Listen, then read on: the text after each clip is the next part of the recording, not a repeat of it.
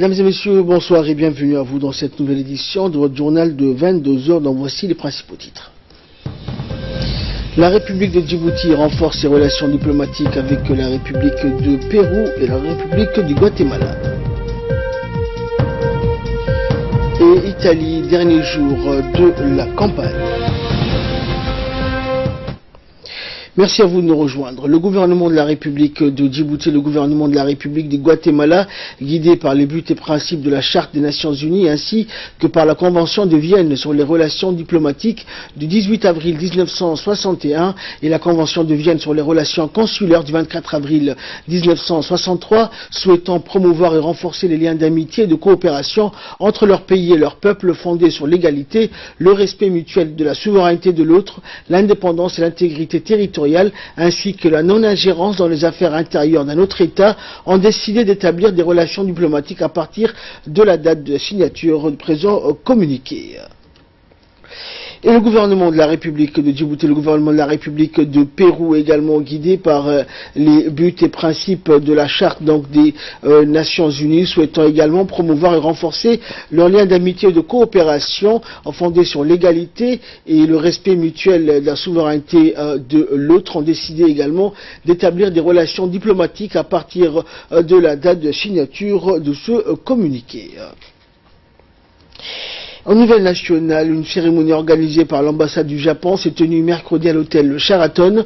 Cette cérémonie avait pour but de commémorer les actions entreprises au développement de Djibouti par l'homologue japonais à Djibouti et de remercier et encourager les jeunes Djiboutiens stagiaires du programme JICA. Nombreuses personnes étaient présentes donc à cette cérémonie, à savoir l'ambassadeur du Japon, le représentant de la JICA, les représentants de l'ambassade japonaise à Djibouti, mais aussi les jeunes stagiaires djiboutiens qui étaient à l'honneur dans cette soirée. Au cours de la cérémonie, des présentations ont été faites pour relater les activités, les échanges et les formations organisées dans le cadre du programme JICA. Et puis donc, discours tant attendu du représentant de la JICA s'en est suivi, qui n'a aucunement oublié dans son discours à inviter les jeunes Djiboutiens à postuler pour le programme de stage organisé par la JICA. Et pour finir, le discours bien sûr de l'ambassadeur du Japon à Djibouti a eu lieu. De l'Afrique, 7e édition en 2019, c'est un bon moment de faire le point sur ce que nous avons fait dans le cadre de l'ancien TICAD et de concevoir les futures coopérations ensemble dans le cadre de la TICAD 7. Comme nous le savons, les ressources humaines bien formées sont les plus grand atout de tous les pays pour leur initiative de construction de la nation. Il est nécessaire de mettre en place ces ressources précieuses à travers l'éducation et de la formation afin qu'ils puissent être efficacement mobilisés dans les domaines de renforcement des actions du pays. À cet égard, le Japon a dépêché en permanence des experts japonais à Djibouti à utiliser leurs connaissances et leur expertise, et aussi pour donner l'occasion à Djibouti à utiliser leurs connaissances et leur expertise, et aussi pour donner l'occasion aux stagiaires djiboutiens pour étudier et recevoir des formations au Japon grâce à des programmes JICA. Et dans son intervention, l'ambassadeur du Japon à Djibouti a fortement appelé les Djiboutiens et Djiboutiennes à s'abonner à leur page Facebook parce qu'a-t-il dit, cette plateforme facilitera les échanges culturels entre le peuple japonais et djiboutien et de pouvoir suivre les programmes de formation organisés par l'ambassade, mais aussi les opportunités de travail disponibles à l'ambassade. On l'écoute.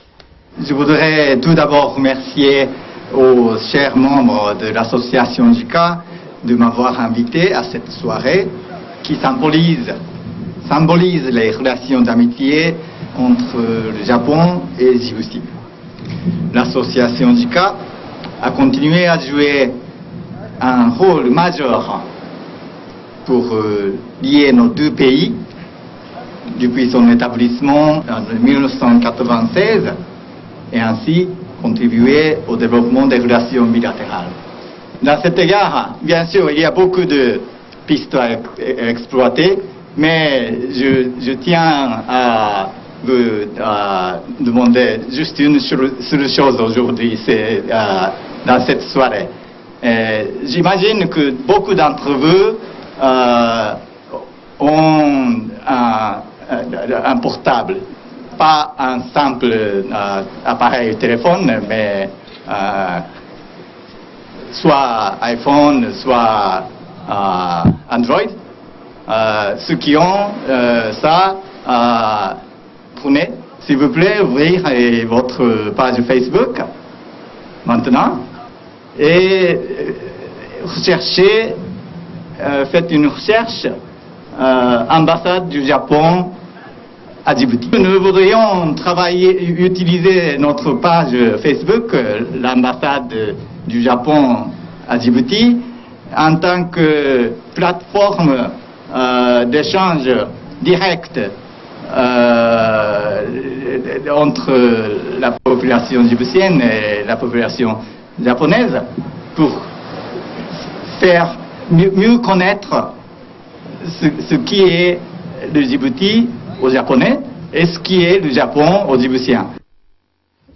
Et dans le cadre du rapprochement des communautés, mais surtout de la prise de conscience de la réalité du quotidien des enfants à besoins spécifiques, une trentaine d'élèves du terminal du lycée de PK12 ont effectué ce matin une visite au sein du service des enfants à besoins spécifiques. Les élèves étaient donc accompagnés par le proviseur du lycée PK12, Mohamed Elmi, ainsi que d'un enseignant d'anglais. Dès leur arrivée, les élèves ont été accueillis par le chef de service, puis ils ont été conduits dans une salle de classe où ils ont reçu des explications par le menu détail sur l'enseignement des enfants malvoyants par une enseignante, mais aussi sur le système d'écriture tactile à points saillants ou braille à l'usage des personnes aveugles ou fortement malvoyantes.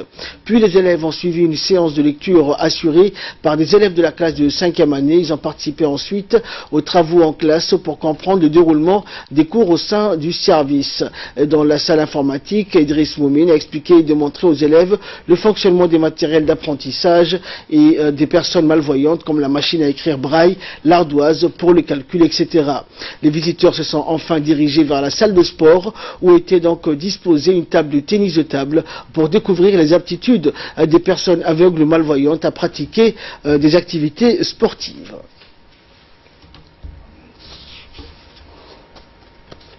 Problème montole mango ante que nous renouveler borita bana mango nek dai seni arxoy nek gahana minay.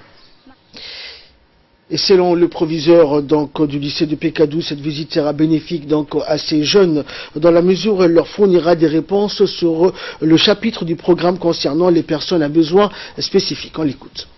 On a déplacé aujourd'hui des élèves du lycée de PK12 pour rendre visite à leurs frères, à leurs petits frères et sœurs à besoins spéciaux. Arrivés sur place, nous avons été accueillis par M. Idriss, chef de service au MENFOP, et son équipe qui nous ont très bien accueillis. Ensuite, nous avons eu droit à une visite guidée très enrichissante pour les élèves, mais surtout impressionnante. J'ai dit impressionnante parce que pour certains de ces élèves, c'est ce qu'ils ont vu, ça dépassait de leur imagination. Sincèrement, c'était très émotionnel de voir des enfants malvoyants, des enfants malades mentaux en train d'étudier au même titre et avec les mêmes programmes que les élèves normaux. Ils ont été aussi impressionnés par la qualité du cadre de travail et la manière dont ces enfants reçoivent une éducation, mais vraiment de qualité. C'est un geste vraiment qui mérite d'être salué à sa juste valeur. Et cette reconnaissance, c'est vraiment revient tout d'abord au chef de l'État, son Excellence M. Ismaël Omar Guelleh, qui a bien voulu vraiment sortir de ces élèves, qui sont vraiment l'avenir de notre pays aussi, de sortir de leur marginalisation. Parce que ces enfants, hier, ils ont été traités dans la rue comme des aveugles, comme des malades mentaux. Aujourd'hui, ils apprennent et demain, Inch'Allah, ils seront les responsables de ces pays. En nouvelle nationale, toujours, la délégation conduite par le secrétaire général du secrétariat d'État à la jeunesse et au sport, qui est également directeur des Jeux, a visité hier après-midi les infrastructures devant accueillir les 11e Jeux de la CJSOI du 20 au 28 avril prochain. Première étape, la mairie de Djibouti. La délégation a été reçue par la maire, le maire adjoint, qui s'est réjoui de cette visite et a exprimé sa satisfaction quant à l'organisation par Djibouti d'un événement aussi important. Après cette première visite, la délégation s'est dirigée vers le SMI, puis l'hôpital soudanais, la santé étant la première préoccupation des experts. Ces derniers se sont réjouis donc de l'état de service qui répondait aux besoins des jeunes en matière de soins et qui dépassait de loin leur attente. Et ensuite, pour les structures devant accueillir les compétitions culturelles, la délégation a visité le Palais du Peuple, le centre de l'Institut djiboutien des Arts. Pour les structures devant accueillir les compétitions sportives, la délégation a visité en premier le gymnase du lycée d'État, puis le centre technique national, le stade Goulet et enfin le complexe du roi Fahad. Et enfin, la visite s'est terminée par le village des Jeux où les jeunes seront logés. Le secrétaire général de la CJSOI, donc en premier, et les experts ont tous exprimé leur satisfaction par rapport aux infrastructures visitées qui reflètent que Djibouti est fin prête donc pour accueillir ses 11e Jeux. Des visites pour les infrastructures sportives et nous sommes très impressionnés et on est content quand même que tout soit en place et que le Djibouti est prêt pour les Jeux et il n'y a qu'à ramener nos jeunes ici pour s'éclater. C'était très bien accueilli, on est vraiment ravis, satisfaits des installations qui nous ont été présentées. Le site d'hébergement correspond tout à fait à ce qu'on attend de nous à l'île de la Réunion. Les jeunes seront ensemble dans un endroit sécure et c'est l'essentiel. L'idée est bien d'être sûr de la rencontre, donc les équipements et les infrastructures présentées aujourd'hui nous garantissent sécurité et fiabilité, donc on est ravis. Et pour plus de précision, donc écoutons également les réactions des experts et responsables de la CJSOI. Nous avons la visite des sites des compétitions pour les Jeux. Nous avons visité le gymnase, plusieurs sites, et à première vue, ça paraît OK, et que toutes les conditions seront réunies pour que les Jeux puissent se faire d'une façon correcte, dans la réussite. C'est une belle aventure, c'est comme quelque chose quand on ne connaît pas, on a toujours peur. Et puis finalement on arrive ici et on va de surprise en surprise. On finit par l'hymne de la République de Djibouti, c'est juste super fort. Je pense qu'on va passer de très très beaux jeux. Les installations sont à la hauteur de tout ce qu'on a pu nous décrire jusqu'à maintenant. La ville, je la trouve très propre. L'organisation nous semble absolument parfaite. Donc maintenant on attend avec impatience l'ouverture de ces jeux. Mais... on est sur la visite de toutes les infrastructures que Djibouti ont déployé pour les Jeux de la CJSOI, la 11e édition des Jeux de la CJSOI. On est tellement étonnés, on est tellement contents, on est également prêts avec vous, parce qu'on est rassurés avec toutes les infrastructures bien renouvelées et surtout qui répond aux normes vraiment internationales et qui répond également à l'attente de tous les experts venant de 7 pays membres de la CJSOI. Et dans le dossier de cette édition, depuis le transfert des responsabilités à la nouvelle société pour gérer les activités du port de Doralé conteneurs, on constate une amélioration effective du fonctionnement général et une meilleure cohésion au sein du personnel. Les détails dans ce magazine commenté par Mohamed Issa. Il y a environ une semaine depuis que la société SGTD a pris le rêne de Doralé Terminal Conteneur, DTC, avec à sa tête un nouveau directeur général en la personne de M. Warsama Hassan Ali Sherdon. Il faut savoir que les nouvelles autorités de SGTD ont entrepris une sorte de campagne de sensibilisation à vue d'exhorter les employés et les agents de tout secteur de la société djiboutienne SGTD, nouvellement créée, d'oublier les difficultés, désordres et divisions laissées au passage par les anciens dirigeants du terminal de Doralé et de s'unir pour l'intérêt général de la nation en instaurant au sein de chaque service et unité de SGTD la cohésion, la solidarité qui renforce le bon fonctionnement de SGTD. Le directeur général de SGTD s'est entretenu avec chaque équipe au groupe de travail Shift et même avec chaque agent individuellement pour leur demander solennellement d'élever le niveau de rendement, en ajoutant au passage qu'ils aient sûr de leurs compétences et le niveau de leurs connaissances. Rappelons que les techniciens supérieurs ingénieurs portiques ou autres officiants au sein de SGTD sont à 100% djiboutiens. Si nous prenons un exemple, les agents portiquaires ou opérateurs portiques s'occupant des chargements ou déchargements des conteneurs ou des navires, ces agents n'ont commis jusqu'à présent aucun accident. Contrairement à d'autres pays, cela est une fierté démontrant le niveau de compétence de nos agents. La réaction d'un technicien portuaire. On s'occupe de tout ce qui est relié à l'environnement. Comme vous pouvez voir, ici on a toutes les kits qui permet de contrôler tout ce qui est fuite, s'il y a des fuites qui arrivent. Et ce qu'on peut voir aujourd'hui, depuis que l'existence de la SGTD, c'est que l'engagement des employés est très visible en ce qui concerne le maintien de l'hygiène, le maintien de l'environnement, et ils prennent vraiment à cœur. Et là, on sent vraiment un engagement très visible en ce qui concerne la prise des décisions dans tout ce qui est environnemental et de l'hygiène et tout ce qui est HSE. Finalement, il faut souligner et insister sur le fait que le peuple djiboutien est un peuple compétent et efficient et que chaque individu opère efficacement dans son secteur pour le développement de son pays. Et dans le second dossier de cette édition, nous allons faire un tour d'horizon de la situation touristique à Djibouti. Regardez, c'est un commentaire de Choukri Ali. Djibouti étant situé sur un point carrefour géostratégique et en bordure de la mer Rouge avec un fond marin riche en espèces de tout genre et regroupant des poissons, crustacés ou autres fruits de mer uniques qu'on ne trouve nulle part ailleurs. C'est ainsi que nos côtes attirent des multitudes de touristes étrangers ou nationaux. Djibouti étant une destination irrésistible pour les aventuriers en quête de nouvelles découvertes, c'est surtout les îles Mascali, les îles Moucha, le lieu dit Sable Blanc, les îles des Sept Frères ou la plage d'Arta, qui sont les centres touristiques les plus visités, les plus prisés par les touristes avides des paysages.